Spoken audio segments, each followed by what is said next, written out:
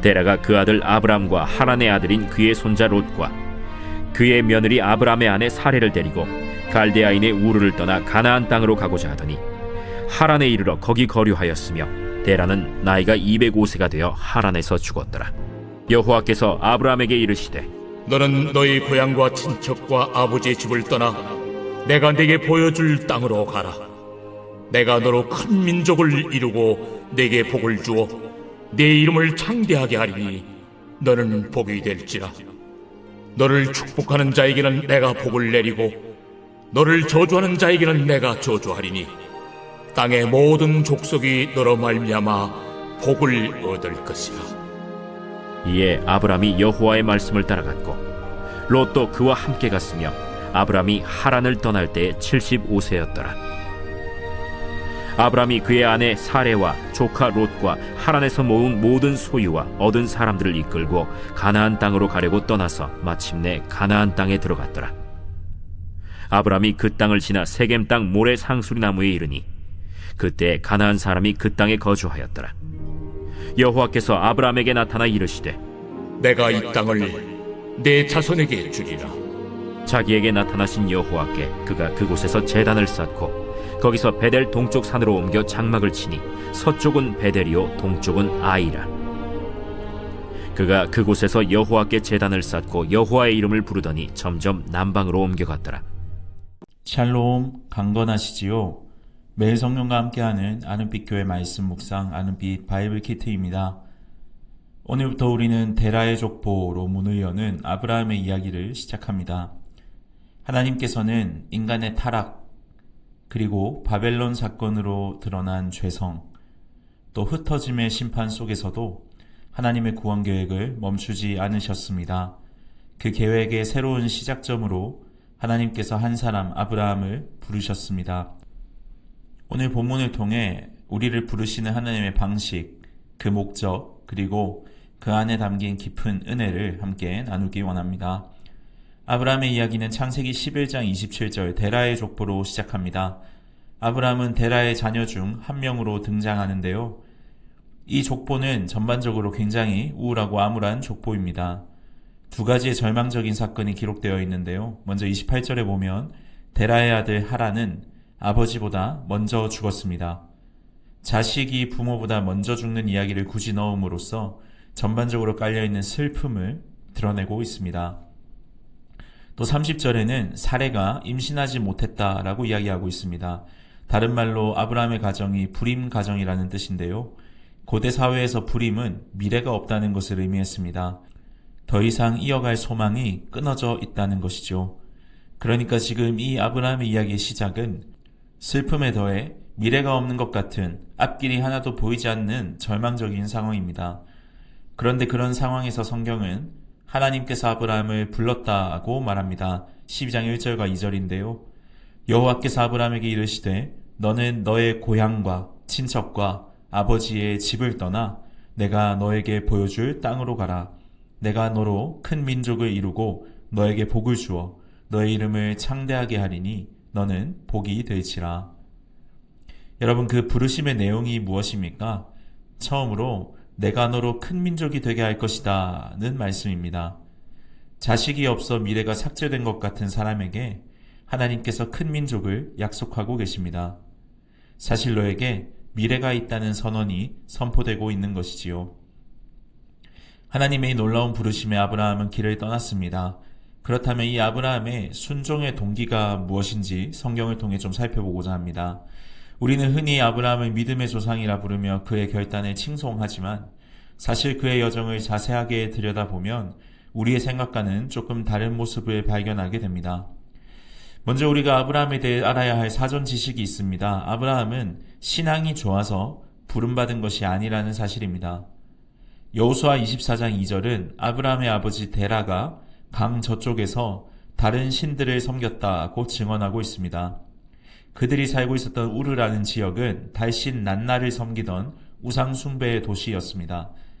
그러니까 하나님은 경건한 자를 찾으신 것이 아니라 하나님을 알지 못하던 자를 전적인 은혜로 찾아가신 것이었습니다. 두 번째로 아브라함의 순종 역시 반쪽짜리 순종이었습니다. 창세기 11장 31절을 보면 왜인지는 모르겠지만 아버지 데라가 아브람 그리고 롯, 사레를 데리고 우르를 떠나서 가나안으로 가려고 합니다. 그런데 가지 못하고 하란에 이르게 됩니다. 여기 지도를 보시면 아시겠지만 가령 부산에서 서울을 가는데 대전까지만 가게 된 셈이지요. 그리고 32절에 보면 데라는 하란에서 죽게 됩니다. 그리고 그 하란에서 하나님은 아브라함을 부르시죠. 그게 12장 1절의 유명한 말씀입니다. 그리고 4절에서 하란을 아브라함이 떠나는 것을 봤을 때 하란에서 하나님은 아브라함을 부르셨습니다. 그런데 사도행전에 등장하는 스데반 집사의 설교를 보면 하나님이 아브라함을 하란에 있기 전 메소보다미아, 즉 우르에서 불렀다고 말씀하십니다. 그러니까 스데반은 하나님이 이 아브라함을 처음 부르신 곳이 하란이 아니라 우르였다고 말하고 있습니다. 결국 성경은 하나님이 아브라함을 2번 불렀다는 사실을 말해주고 있습니다. 우르에서 먼저, 그리고 하란에서 한 번 더 말입니다. 아브라함은 우르에서 부르셨기 때문에 아버지 데라와 함께 가나안으로 떠나기로 마음먹게 된 것입니다. 그럼 이 상황을 한번 정리해보면 처음에 갈대아 우르에서 하나님은 아브라함을 부르셨습니다. 고향과 친척을 떠나라고 부르셨습니다. 그런데 친척들 그리고 아버지까지 우르를 다 데리고 나와서 하란으로 이주하게 되죠. 그리고 아버지가 하란에서 죽고 나서 거기에 주저앉아 있을 때 같은 내용으로 하나님께서는 아브라함을 또 부르셨습니다. 고향과 친척 그리고 아버지의 집을 떠나라고 말입니다. 그런데 이 2번째 부르심에 대한 응답으로 4절에 보면 고향도 떠나고 강제적으로 아버지의 집도 떠나지만 친척인 조카를 같이 데리고 갑니다. 여러분, 완전한 순종이라 볼 수 있겠습니까? 본토 아버지 집은 떠나지만 친척은 떠나지 않습니다. 반쪽짜리 순종이죠. 불완전한 순종의 모습을 보여주고 있습니다. 물론 이유는 있습니다. 아브라함은 후사가 없었기 때문에 아마도 조카 롯을 상속자의 개념으로, 다른 말로 보험의 개념으로 데려갔을 확률이 높습니다. 더불어 이 시대 가족을 떠난다는 것은 사실 굉장히 위험한 일을 자초하는 것이죠.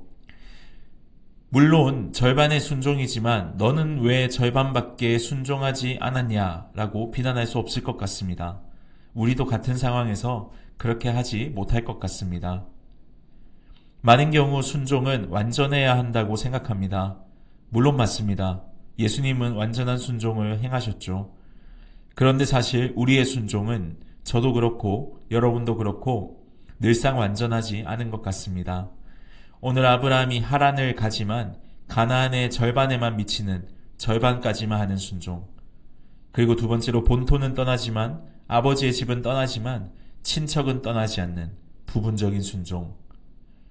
그런데 놀라운 것은 그럼에도 하나님은 그런 아브라함을 또 부르셨다는 사실입니다. 그래서 여러분, 부르심은 은혜라고밖에 말할 수 없을 것 같습니다. 하나님의 부르심은 자격이 되고 완전하기 때문에 부르신 것이 절대 아닙니다. 실패한다고 버리시지도 않습니다. 하나님께서는 아브라함을 보고 적어도 여러 우상 숭배자들 중에서 저 아이는 그래도 내가 말을 하면 잘 들을 것 같아, 그래서 뽑은 것도 아닙니다. 그냥 조건 없이 하나님이 부르시고 하나님께서 데리고 가시는 겁니다. 여러분, 세상은 철저히 능력과 스펙, 성과를 기준으로 사람을 선택합니다. 최대한 아는 사람, 가치가 인정된 사람을 선택하려고 합니다. 또 가치가 이미 증명된 사람, 그게 아닐지라도 어떤 기준을 충족해서 잠재력을 인정받아야지만 선택받을 수 있습니다. 또 한 번 뽑혔다고 끝이 아니죠. 지속적으로 성과를 내야지만 선택과 인정이 유지됩니다. 그렇지 않으면 언제든지 제외되거나 교체될 수 있죠. 그런데 여러분, 하나님은 그렇지 않습니다. 내가 살아왔던 경력, 내가 지었던 죄, 내 성실함이 내 삶에 자격을 부여하거나 자격을 빼앗아가는 것이 아닙니다. 세상을 창조하신 하나님이 아무것도 모르는 모지랭이 같은 우리를 불러주셨습니다. 우리가 하나님을 모를 때 불순종하는 죄인인 우리를 불러주셨습니다. 은혜를 아무리 줘도 절반만 순종하는 사람들을 하나님이 끌고 가십니다. 어떠한 가치도 증명하지 못한, 잠재력 또한 없어 보이는 우리를 부르십니다. 반신반의하면서 투덜거리면서 계속 멈춰서는 우리를 끌고 가시는 방법은 또 일러주시고 또 알려주시고 그것을 반복하시는 것입니다. 이렇게 부르심은 우리 인생의 한 번이 아니라 끊이지 않게 계속되고 있습니다. 그런데도 그 결과는 어떻습니까? 여전히 완전히 순종하지 않죠. 그럼에도 이 장면의 성경은 5절에 보면 마침내 가나안에 이르렀다고 이야기하고 있습니다. 인간의 입장에서 아이고 드디어 들어왔어, 마침내 들어왔어라고 충분히 생각할 수 있다 손 치더라도 그 마침내를 이해해 주시는 하나님의 은혜가 느껴지지 않으십니까? 저의 경우도 그렇습니다. 꼴랑 하나 순종해 놓고 하나님 앞에 저 여기까지 힘들었어요, 마침내 여기까지 오게 되었어요 생색내는 제 모습이 부끄럽습니다. 그런데 그런 우리를 하나님은 그저 칭찬해 주십니다. 하나님의 부르시면 반드시 그 목적을 달성하게 될 것입니다. 하나님의 의해 달성됩니다. 그래서 많은 조직 신학자들은 이러한 하나님의 은혜를 묘사하고자 이 부르심을 효력 있는 부르심이라고 말합니다. 전능하신 하나님이 부르셨다면 반드시 그 말은 효과를 반드시 보장하게 되기 때문입니다. 우리 중에는 앞으로 원하는 것을 얻을 수도 있고 얻지 못할 때도 있을 것입니다. 그런데 우리를 어떤 곳이든 보내시고 있게 하시는 분이 하나님이시라면 반드시 하나님은 목적하신 바가 있고 그것을 우리를 통해 반드시 이루실 것이라 믿을 수 있습니다. 이게 바로 부르심의 은혜입니다.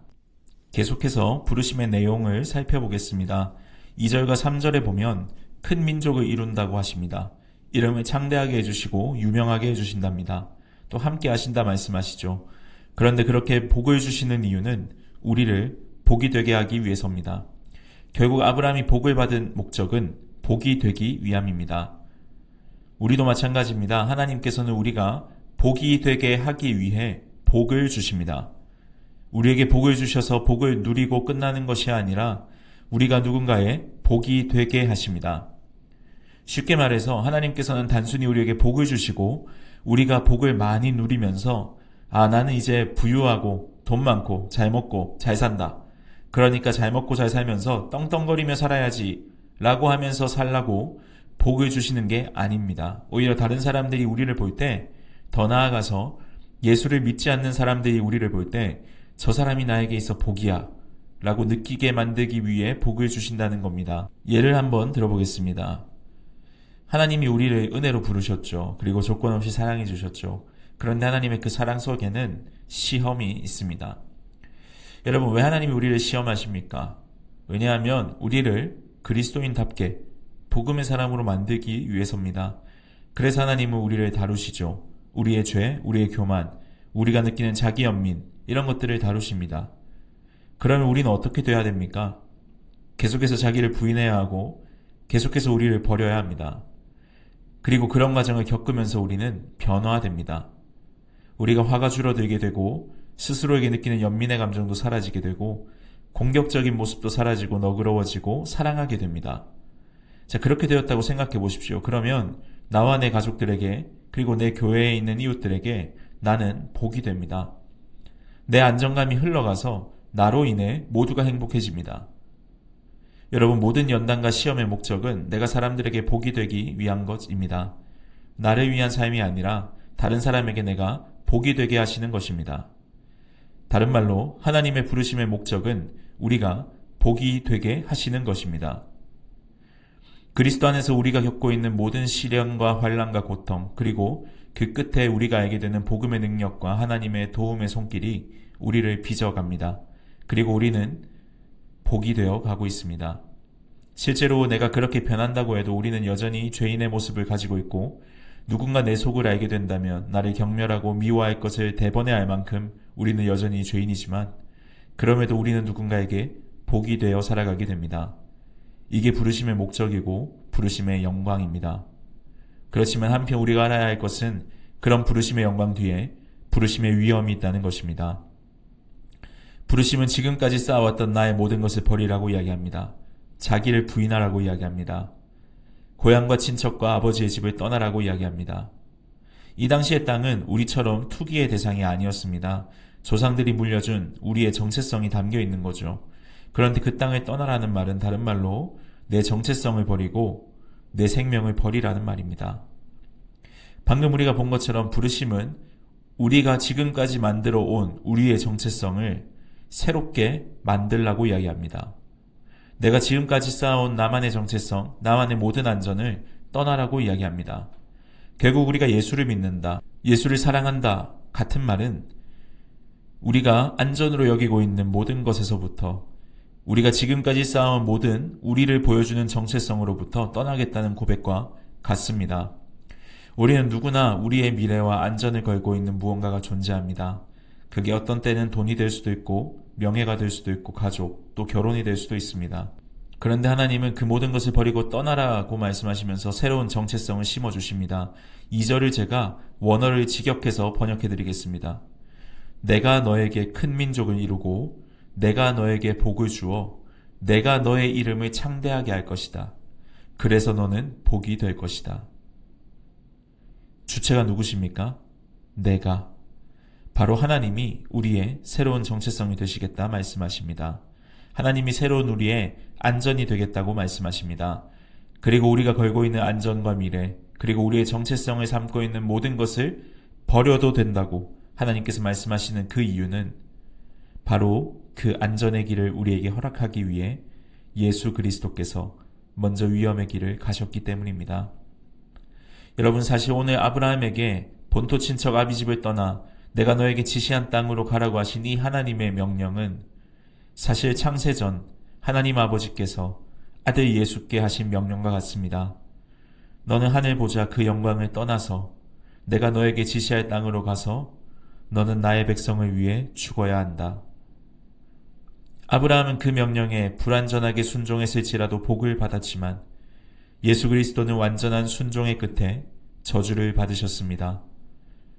그리고 십자가에서 죽으시고 부활하심으로써 우리에게 복이 되시고 복을 주셨습니다.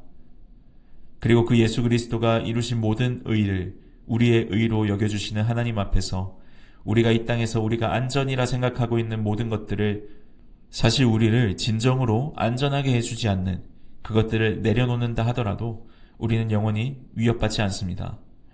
우리는 진짜 안전이신 그리스도 아래 있습니다. 그래서 우리는 무엇을 포기하든 아무것도 잃지 않을 것입니다. 무엇을 내려놓든 우리는 버려지지 않을 것입니다.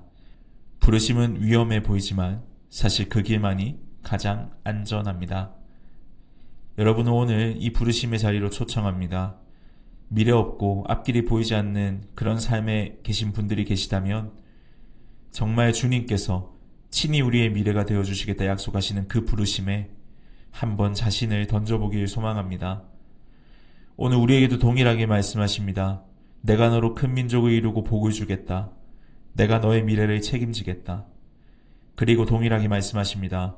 대신에 하나님 외에 안전 삼고 있는 모든 것에서부터 떠나야 한다. 우리가 완벽하게 모든 것을 준비해가는 그 준비로 살아가는 것이 아니라 예수님을 붙잡고 걸어야 한다고 이야기합니다.